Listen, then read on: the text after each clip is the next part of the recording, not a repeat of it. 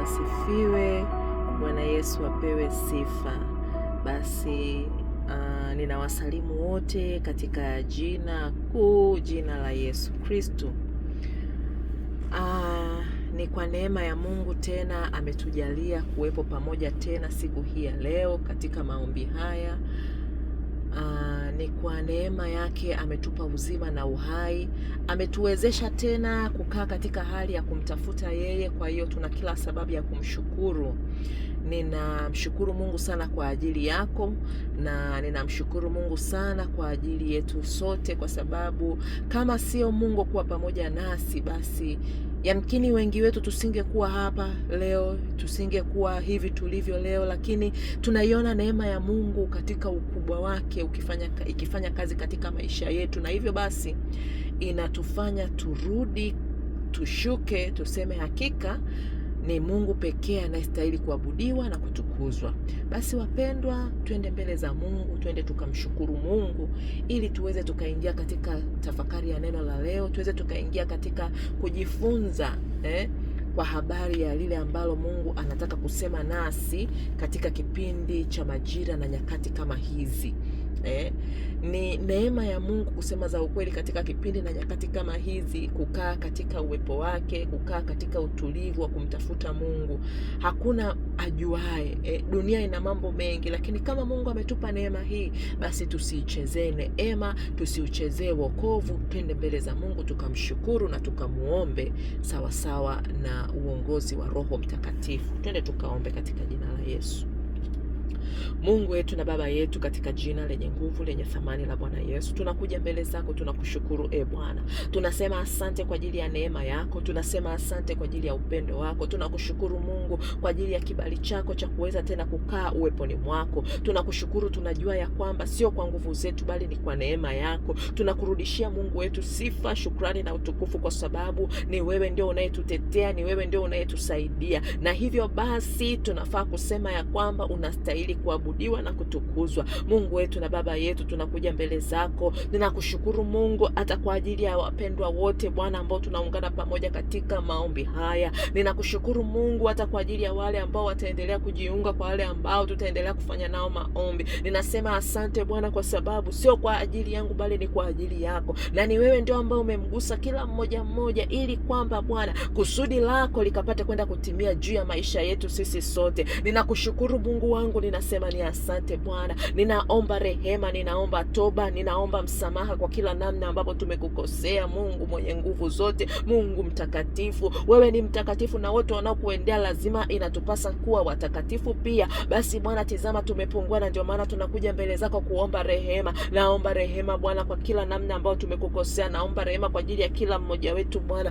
Tunaomba uturehemu, tunaomba utusamee, tunaomba utuoshe, tunaomba utakase Bwana, ututakase njia zetu, utakase fahamu zetu Bwana, kwa damu yako Yesu. Ninaomba rehema, ninashuka nikiomba rehema, ninashuka nikiomba msamaha Bwana, maana tumekukosa wewe peke yako Bwana. Tunakuomba uturehemu, tunakuomba utusamehe Mungu wetu. Tunakusihi Bwana ukaachilie ile damu yako yenye nguvu, damu ya thamani, ikatuoshe, damu yenye nguvu, damu ya Yesu ikatutakase njia zetu zote, damu ya Yesu ikatakase familia zetu, watoto wetu, vizazi vyetu, vizazi tulivyotoka Bwana. Damu ya Yesu ikatakase mataifa yetu, damu ya Yesu ikanene mema, ikatakase kwenye anga letu, damu ya Yesu ikatakase fahamu zetu, ikatakase Bwana miili yetu, nafsi zetu na roho zetu. Acha damu ya Yesu ikapate kwenda kutuosha, acha damu ya Yesu ikapate kwenda kututakasa, acha damu ya Yesu ikapate kwenda kutuondolea nguvu mbaya, acha damu ya Yesu ikapate kwenda kututakasa. Ni katika jina lenye nguvu lenye thamani la Bwana Yesu.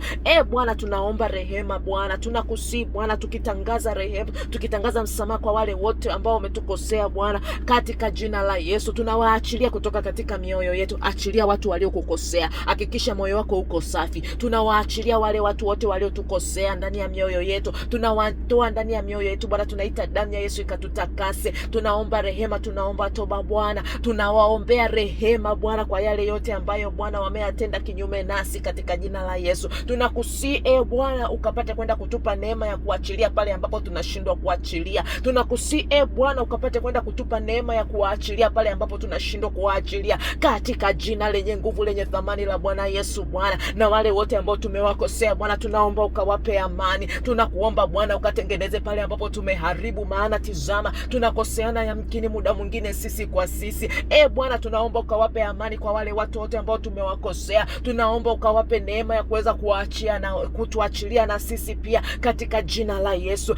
Bwana, tunakuomba ukahusike na maisha yetu. Ninaomba Mungu ukahusike na maisha ya kila mmoja wetu. Tuchunguze Bwana chochote ambacho kinaleta mawaa ndani yetu, chochote kile ambacho kinaleta shida ndani yetu, kushindwa kukuona Mungu katika ukamilifu na katika utimilifu ambao umeukusudia wewe Bwana, ukatuondolee yote Bwana. Wewe ukapate kwenda kutawala Bwana, wewe ukapate kwenda kugusa mioyo yetu Bwana, wewe ukapate kwenda kutugusa watoto wetu Bwana. Tuondolee Bwana katika jina la Yesu. Tupe neema ya ushindi, tupe neema ya kukuona wewe juu zaidi ya yale yote ambayo yanainuka kwetu kuonekana kama vile ni magumu, kuonekana kama vile hatuyawezi. Bwana, tunakuomba ukapate kwenda kutawala mwenyewe. Mungu, ninakuomba ukahusike na kila mmoja wetu. Ninaombea fahamu zetu Bwana, naombea fahamu za watu wote watakaosikia neno hili Bwana. Ninaomba fahamu zao Bwana zikapate kwenda kusikia kutoka kwako Bwana. Ukaguse pale ambapo tumewekewa uzito, tumewekewa wingu zito, tumewekewa giza, ili tushindwe kulisikia neno lako, ili neno lako lishindwe kupenya kwa nguvu ndani yetu. Ninakwenda kuviondoa hivyo vitu vyote, vizuizi vyote vya injili yako Yesu Kristo katika wanadamu. Ninaenda kuviondoa vyote katika jina la Yesu. Ninakuomba Mungu katuguse kila mmoja wetu. Ninakualika Roho Bwana katika jina la Yesu. Ninakuomba ukatufundishe, ninakuomba ukatupe mafunuo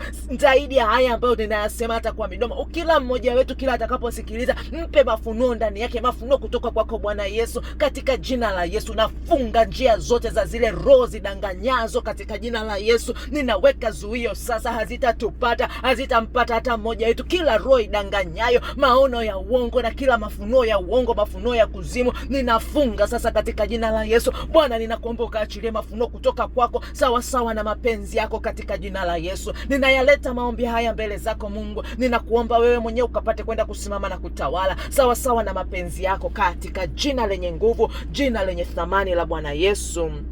Amen. Amina mpendwa. Bwana Yesu asifiwe. Bwana Yesu apewe sifa. Ni muda tena mzuri ambao Mungu ametupa kwa ajili ya kulitafakari neno lake na kutaka kujua yale ambayo yanatupasa kuenenda katika kipindi hiki. Ninawasalimu wote katika jina la Yesu. Ninawapenda na ninaendelea kuwaombea kwa Mungu, na Mungu hakika ni mwaminifu. Haujaacha ratiba yako, haujaacha kuangalia mambo mengine katika mtandao ama katika simu, katika YouTube bure. Hapana. Lakini kwa muda huu, kama Mungu amekuleta hapa kwa ajili ya neno hili, basi wacha twende tukamsikilize Mungu kwa makini, ili tukapate kujua lile ambalo anatupasa ama linatupasa sisi kulitenda. Wapendwa, nimemaliza tu maombi ya wiki iliyopita, ile Ijumaa iliyopita, nikasikia mzigo mkubwa sana wa kuomba maombi haya, na nasikia nguvu kubwa ndani yangu kuwa Mungu atafanya jambo kwa watu wake watakaoamua kumtii kwa moyo na kumtegemea yeye bila kukata tamaa. Nikasikia hiyo wakati ninaandaa, nikasikia huo mzigo mkubwa sana. Haleluya. Wapendwa, imani ni vita na kumiliki ni vita. Hebu tupige vita, tuvipige vita hivi. Haleluya. Tuipige hivi vita vya kiroho kwa uongozi wa Mungu. Sisi tu washindi ndani ya Kristo Yesu. Haleluya. Twende tukavipiga hivi vita kwa uongozi wa Mungu. Hakika ninakwambia tutashinda. Tutashinda ndani ya Kristo Yesu. Jamani, Mungu si mwanadamu hata aseme uongo. Haleluya. Soma Biblia yako vizuri kwa uongozi wa Roho Mtakatifu. Utaona ambavyo imani ni vita na kwamba imani ni ya kushindania. Haleluya. Kwa hiyo usipate hata kwa wakati mmoja kulegea kwa haraka. Unapoona unalegea, mwambie Roho Mtakatifu, naomba nitie nguvu. Nikwambie kitu kizuri kuhusu Mungu, kitu kizuri kuhusu Roho Mtakatifu. Hata kama umelegea huko chini kabisa, chini flat kabisa, kwamba hauna nguvu kabisa, utakapomuita yeye ukamwambia Roho Mtakatifu, mimi hapa sina nguvu, nisaidie, nakwambia hautajua ni kwa wakati gani, lakini utanyanyuka pale chini. Mungu ni mwaminifu. Mungu hayuko kwa ajili ya kujipinga. Mungu yuko kwa ajili ya kulithibitisha neno lake katika huu ulimwengu, ili sote tupate kupona. Haleluya! Kwa sababu sisi hatujajiumba tu viumbe, sisi tumeumbwa na aliyetuumba. Kwa nini aliyetuumba atufanyie vitu vibaya? Hawezi kutufanyia vitu vibaya. Sisi tunaanguka katika dhambi, tunashindwa kuenenda katika sheria zake, na hivyo tunajikuta tunatoka katika njia yake na tunapata uhalali wa kupigwa. Na katika namna hiyo sasa tunajikuta ya kwamba mambo mengi yanakwama. Haleluya, haleluya wapendwa, amina. Basi leo somo ambalo ningependa tujifunze, ama ujumbe ambao ningependa tujifunze, ni kwa habari ya ukombozi wa hatua, ama kuondoa uzito katika hatua zetu. Ninawasalimu wote katika jina kuu la Bwana Yesu. Haleluya. Ni mwanzo wa mwaka, lakini pia ni mwisho wa mwezi wa kwanza. Kwa hiyo kwa neema ya Mungu tupo salama na tunamshukuru Mungu. Haleluya. Katika kipindi hiki sasa ndo tunaendelea kuweka msingi kwa ajili ya huu mwaka mzima, miezi 12, sasa miezi 11 hiyo ya mbele, ili tuhakikishe ya kwamba tunafika ama tunalifikia lile kusudi ambalo Mungu ameliweka kwetu. Wapendwa, jambo lolote ili uweze kufanikiwa au kuona mafanikio, ni lazima uwe na mpango mzuri wa kuweza kutimiza malengo yako. Na ninajua kwa wengi wetu hivi ni mwanzo wa mwaka, kila mmoja anayo malengo yake. Wengine wameyaandika chini, ama wengine wameyahifadhi sehemu kwa ajili ya mwaka huu. Kila mmoja analo jambo lake, wengine mawili, matatu, wengine mangapi. Kila mmoja anayo malengo yake, ni mwanzoni mwa mwaka. Na mimi nataka tuanzie hapo kwamba tayari tunayo malengo. Sasa tunafanya mkakati gani ili kuweza kufikia malengo yetu? Amina. Mwaka jana ni jambo gani ambalo lilitukwamisha yale malengo ambayo tuliokuwepo nayo lakini hatukuyafikia? Ni muhimu pia kuwa na tathmini, ni muhimu pia kufanya tathmini hii.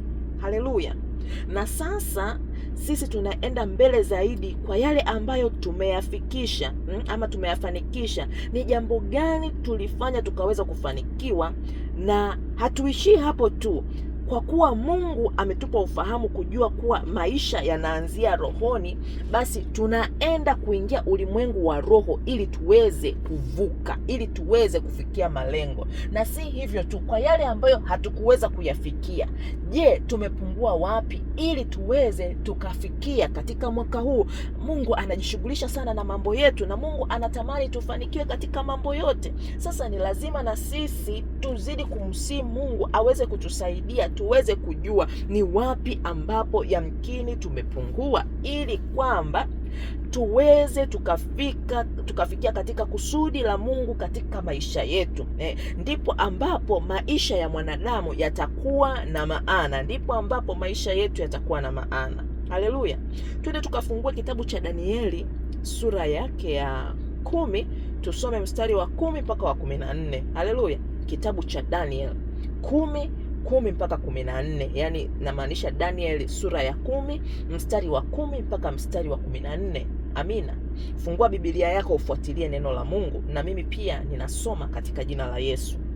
Neno la Mungu linasema, na tazama, mkono ukanigusa ukaniweka juu ya magoti yangu na vitanga vya mikono yangu, akaniambia, Danieli, mtu upendwaye sana, yafahamu maneno ni kuambiayo, ukasimame kiwimawima, maana kwako nimetumwa sasa. Na aliponiambia neno hili, nalisimama nikitetemeka. Ndipo akaniambia, usiogope Daniel, kwa maana tangu siku ile ya kwanza ulipotia moyo wako ufahamu na kujinyenyekeza mbele za Mungu wako, maneno yako yalisikiwa, nami nimekuja kwa ajili ya maneno yako. Lakini mkuu wa ufalme wa Uajemi alinipinga siku 21, bali tazama, huyo Mikaeli, mmoja wa hao wakuu wa mbele, akaja kunisaidia, nami nikamwacha huko pamoja na wafalme wa Uajemi. Sasa nimekuja kukufahamisha mambo yatakayowapata watu wako katika siku za mwisho, maana maono hayo ni ya siku nyingi bado. Haleluya.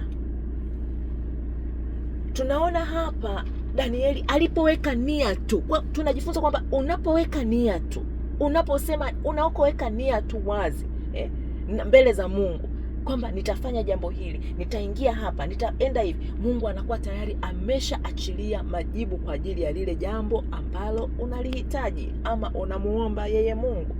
Lakini tunaona kwamba lipo jambo ambalo linazuia. Kuna ufalme ambao unaozuia, kuna mamlaka ambazo zinazuia, kuna wakuu ambao wanazuia, kulingana na mazingira tofauti tofauti ambako kila mmoja wetu ametoka. Ni maombi yangu na matamanio yangu kuwa wote ambao tupo pamoja kwenye haya maombi na wale ambao watakao kuja, tuone matokeo chanya kwenye maisha yetu, na itakuwa hivyo katika jina la Yesu. Haleluya. Lakini kumbe maombi yetu huwa yanakutana na vizuizi. Amina. Na leo ninasikia kwa msisitizo sana ya kwamba tushughulikie hatua zetu, yaani vizuizi vya hatua. Amina. Tukisema hatua tunamaanisha nyayo au miguu, maana nyayo ni ishara ya kumiliki, lakini pia miguu inatupa uwezo wa kutoka hatua moja au mahala pamoja na kwenda mahala pengine. Amina. Ukiwa umefungwa hatua kwenye ulimwengu ama hatua zako zikiwa zimefungwa kwa namna yoyote ile kwenye ulimwengu wa roho, hata uhangaike vipi huwezi kwenda. Wewe patia picha, umekaa mahali, mtu akaja akafunga miguu yako, haleluya, katika mwili tu akafunga miguu yako na mnyororo ama na kamba, lakini una lengo la kufika hatua labda 15 mbele, lakini wewe uko hatua 15 nyuma na una lengo la kwenda pale mbele. Je, wakati umefungwa miguu, je, utaweza kwenda? Hautaweza kwenda. Na ukitaka kwenda pia hautakwenda katika spidi ile ambayo ungeenda ukiwa haujafungwa. Ungekuwa unapiga hatua 1 2, yamkini ukiwa umefungwa chini utatambaa, yamkini utaumia, yamkini chini labda jua limepiga, chini ni pamoto, utaungua, utapata majeraha, utakata tamaa. Haleluya. Utasikia kiu, yani utakuwa distracted na vitu vingi kiasi kwamba unaweza usifike kwa wakati kama utafika, lakini pia unaweza usifike kabisa. Haleluya. Unaweza kukutana na vitu hatari, lakini kama kukutana na vitu hatari na uko umesimama na miguu yako, si utakimbia? Si utaweza kukabiliana navyo? Umekutana na kitu hatari, miguu imefungwa, uko chini, umekaa chini, utakabiliana vipi? Hapa ninaongea dhana katika mwili ili tuweze tukapata picha. Haleluya. Tukisoma katika kile kitabu cha Yoshua, twende tukafungue kitabu cha Yoshua sura ya 1. Haleluya. Hapa tunajifunza kwa habari ya hatua, maana ndio maombi ambayo tunataka tuyaombe, tunataka tupige hapo, ili tunavyoenda katika huu mwaka, chochote ambacho kimefunga hatua zetu kutufanya tusifike ama tufike kwa kuchelewa, kikaondoke, tukafike katika zile hatima ama yale mema ambayo Mungu ametuandalia kwa ajili ya mwaka huu, kwa sababu katika kila mwaka yako mema ambayo Mungu amemwandalia mwanadamu. Katika kila hatua ama katika kila sehemu yako mema ambayo Mungu amemwandalia mwanadamu, lakini yule azuiaye, huyo ndio anayetuzuilia na ndio anayetufanya tunashindwa kufika kwa wakati ama tunashindwa kufika kabisa. Haleluya. Tukisoma kitabu cha Yoshua, tufungue kitabu cha Yoshua sura ya 1 mstari wa 3. Neno la Mungu linasema hivi: kila mahali zitakapokanyaga nyayo za miguu yenu nimewapa ninyi, kama nilivyomwapia Musa. Lakini tukisoma tena kile kitabu cha mtende tukafungue, ngoja niangalie hapa nipate uhakika kama ipo hivyo. Tukisoma kitabu cha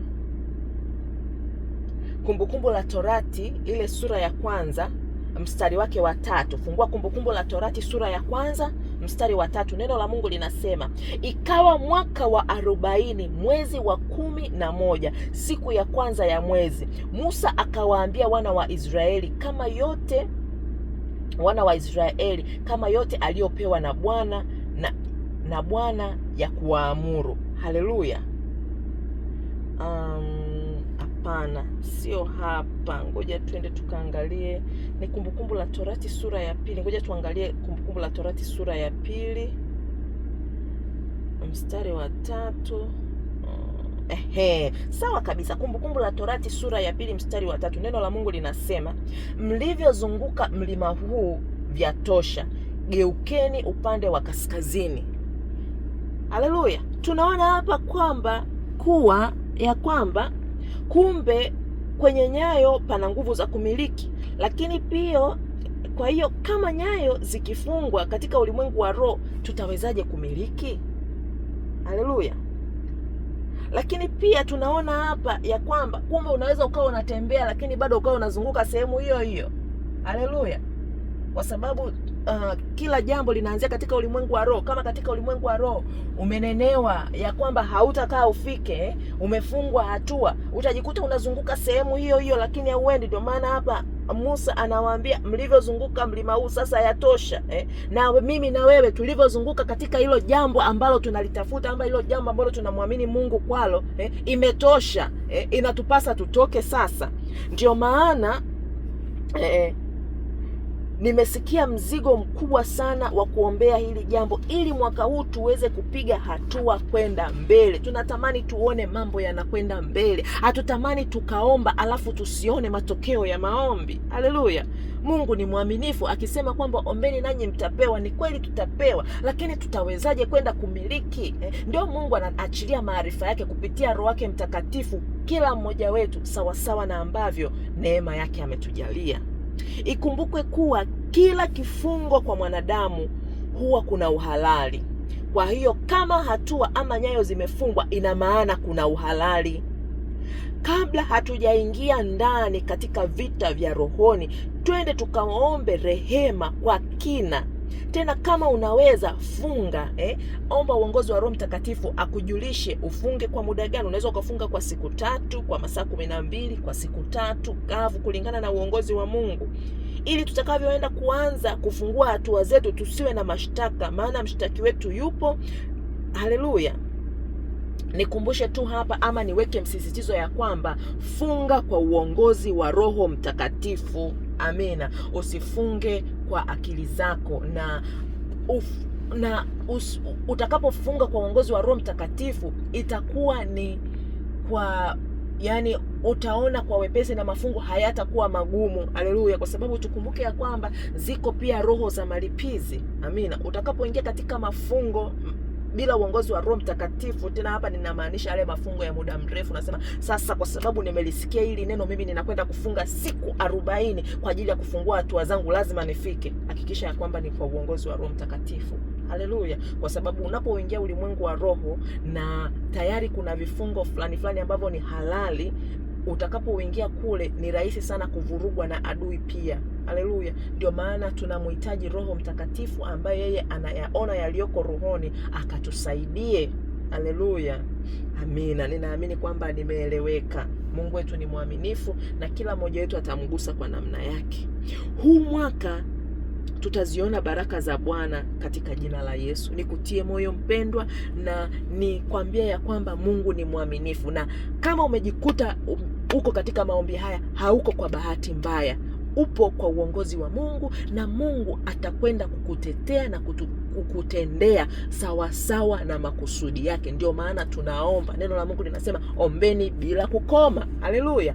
Kwamba tunavyozidi kuomba, tunavyozidi kwenda, tutafika katika kusudi la Mungu. Tusikate tamaa na tusikubali kukatishwa tamaa. Basi wapendwa, kabla hatujaingia katika maombi haya kwa uongozi wa Mungu, jinsi ambavyo Mungu atatujalia, ninamaanisha kwamba hata tukitoka hapa, kaa mbele za Mungu, kaa chini kwa ajili ya kuomba rehema na toba kwa uhalali wowote ambao umetumika kutufunga ama kufunga hatua zetu katika kufikia kule ambako tunatakiwa kufika.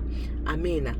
Na kabla hatujaendelea, basi nikaribishe wale ambao wanataka kuokoka wanasikia msukumo ndani yao kuokoka, ama wale ambao wameokoka wakarudi nyuma kwa namna moja ama nyingine, karibu umpokee Yesu awe Bwana na Mwokozi wa maisha yako. Amina. Uache dhambi leo, ikatae dhambi, kataa shetani na kazi zake zote. Mungu ana haja na wewe, na ndio maana uko mahali hapa. Mungu ana haja na wewe, na ndio maana unanisikia leo. Dhambi ni kwa kitambo tu, starehe ya dhambi ni kwa kitambo tu. Haleluya. Hakuna mtu ajuae siku wala saa. Mwingine anasema ngoja nijikusanyie kwa sababu nitakula na kunywa, vitanisaidia, nitakula na kunywa huko mbele. Asijue ya kwamba usiku huo huo anakuja kuchukuliwa, atalala mauti. Amina. Kwa hiyo wapendwa, okoka, badilisha maisha yako. Amina. Dhambi sio ujanja. Amina. Dhambi ni kizuizi cha kumuona Mungu. Haleluya. Tuache dhambi, tukamfuate Mungu, na Mungu atatusaidia, na tutaziona baraka za Mungu, na tutaona matendo makuu ya Mungu katika maisha yetu. Tukaende mbele za Mungu, tukaombe maombi haya kwa wale ambao wako tayari kuokoka. Karibu, tarudia nyuma yangu.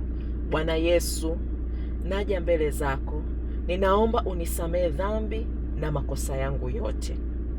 Ninakukupokea Mungu wangu, Bwana Yesu, uwe Bwana na Mwokozi wa maisha yangu. Karibu katika maisha yangu leo, naomba unibadilishe maisha yangu. Ninatubu dhambi zangu zote Bwana nilizozitenda mbele zako. Niko wazi mbele zako Bwana, ni kweli nimetenda dhambi. Ninaungama na kuomba rehema mbele zako. Ninaomba unisamehe dhambi zangu zote Bwana. Ninakuja mbele zako kwa ajili ya utakaso kamili. Ninaomba ufute jina langu kwenye kitabu cha hukumu. Ninaomba uandike jina langu kwenye kitabu cha uzima. Ninaomba Mungu kahusike na maisha yangu. Roho za kurudishwa nyuma ninaomba ukanitenganishe nazo. Ninakuomba unipe Roho wako Mtakatifu anisaidie niweze kujua linalonipasa kufanya, katika jina la Yesu. Amen. Amina. Mpendwa, hongera kwa kuokoka. Maombi haya usifanye kama desturi, ama usifanye tu kwa kuongea. Shuka mbele za Mungu. Hakikisha ya kwamba moyo wako unararuka mbele za Mungu, ukayaombe maombi haya kwa kumaanisha. Hakika utaona neema ya Mungu katika maisha yako. Wacha niende nikakuombee kwa ufupi, alafu tuende mbele. Mungu wangu na Baba yangu, katika jina la Yesu ninakuja mbele zako. Ninakushukuru kwa ajili ya wapendwa hawa ambao Bwana wawapa neema Bwana ya wokovu. Bwana, wokovu tunaupata kwa neema, nami ninakushukuru kwa ajili ya neema hii Bwana, katika jina la Yesu. Ninakuja mbele zako, ninawakabidhi wote mikononi mwako Mungu. Ninakuomba ukahusike na kila mmoja wao Bwana, ukamguse kila mmoja Bwana. Ninapindua roho za malipizi na visasi, ninapindua roho za kurudishwa nyuma na roho za disappointment Bwana. Ninakuomba Mungu ukahusike nao Bwana, hatua kwa hatua Bwana, ukawape kujua lile ambalo linawapasa kutenda katika jina la Yesu. Naomba uwape nguvu ya kushinda dhambi katika jina la Yesu. Bwana, naomba utupe sote nguvu ya kuweza kushinda dhambi katika jina la Yesu. Asante Bwana kwa sababu wewe ni mwaminifu. Ni katika jina lenye nguvu, jina lenye thamani la Bwana Yesu. Amen. Amina. Mpendwa, hongera kwa kuokoka. Ni maombi yangu ya kwamba utaendelea kukaa magotini pa Mungu, na ninakuombea pia kwa Mungu apate kukupa sehemu sahihi ya kuweza kuukulia wokovu, sehemu ambayo utalelewa pia katika wokovu huo, ili upate kuwa, unasema tunafanywa upya siku hata siku, basi ili kila siku upate kufanywa upya na ukafike mahali pa kuona furaha ya wokovu wako katika jina la Yesu. Amina.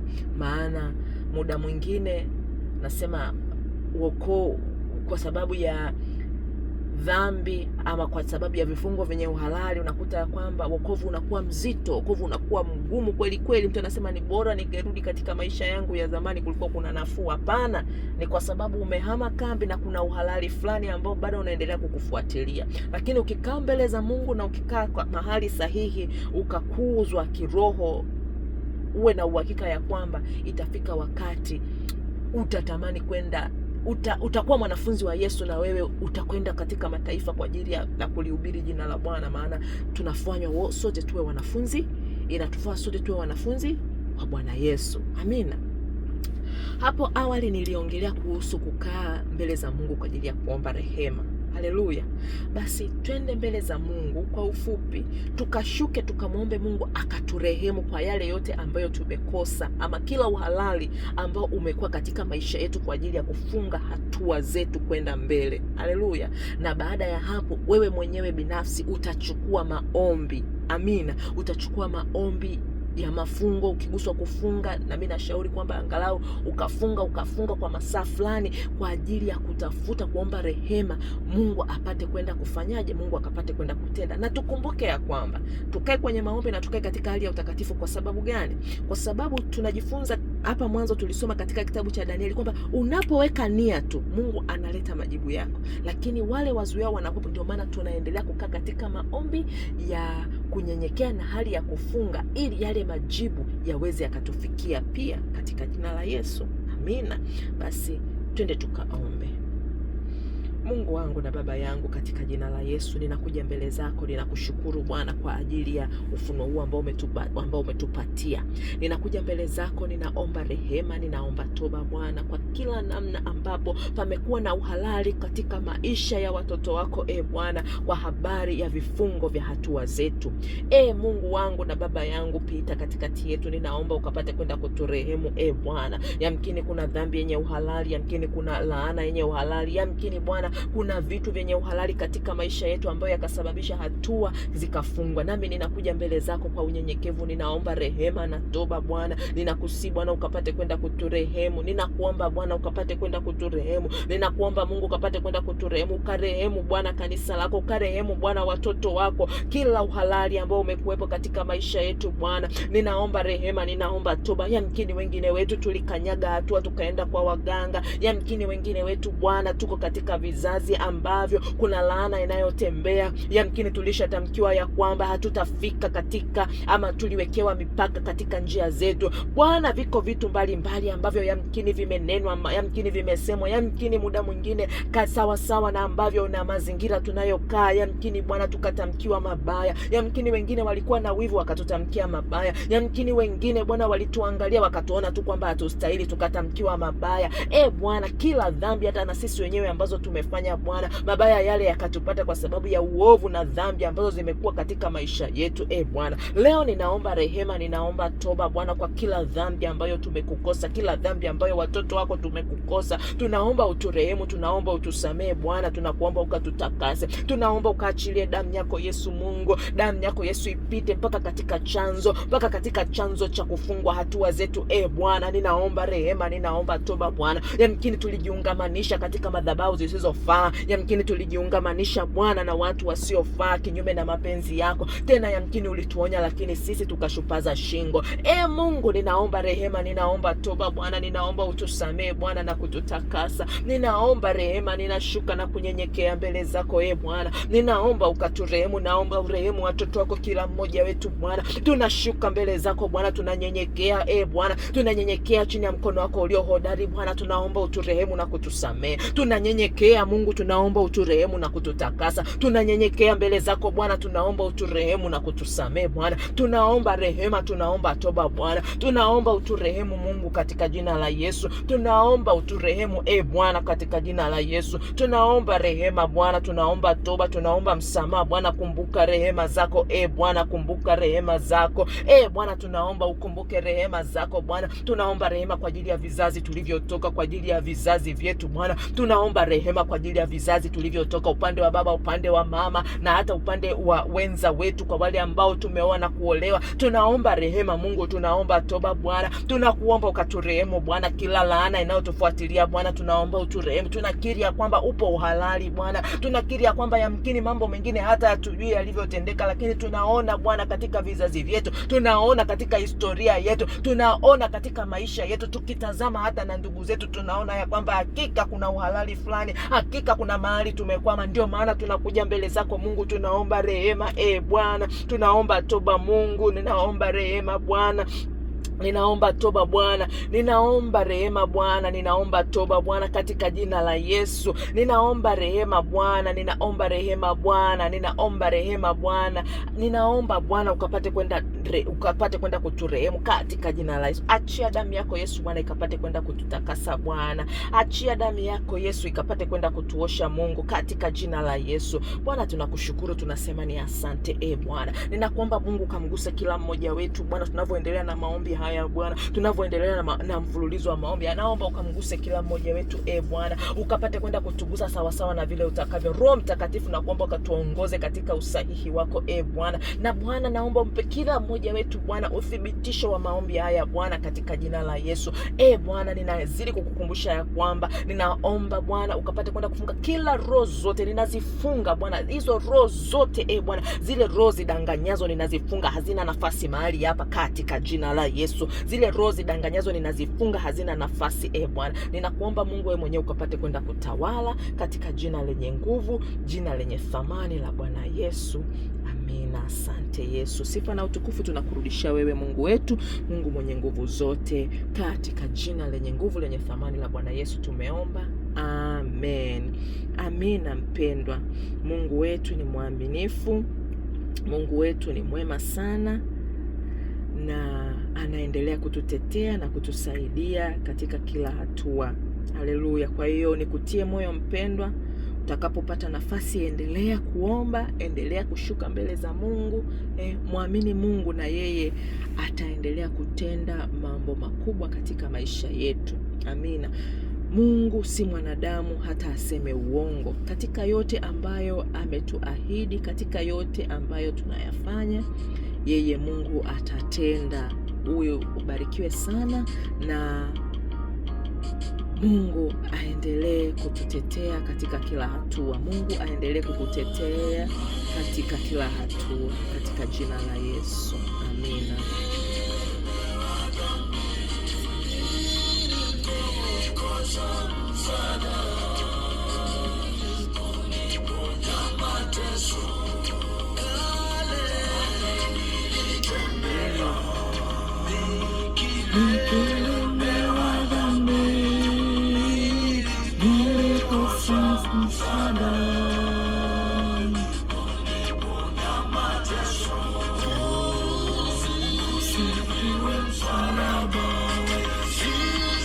Usifiwe kaburi letu, nalozidi yote.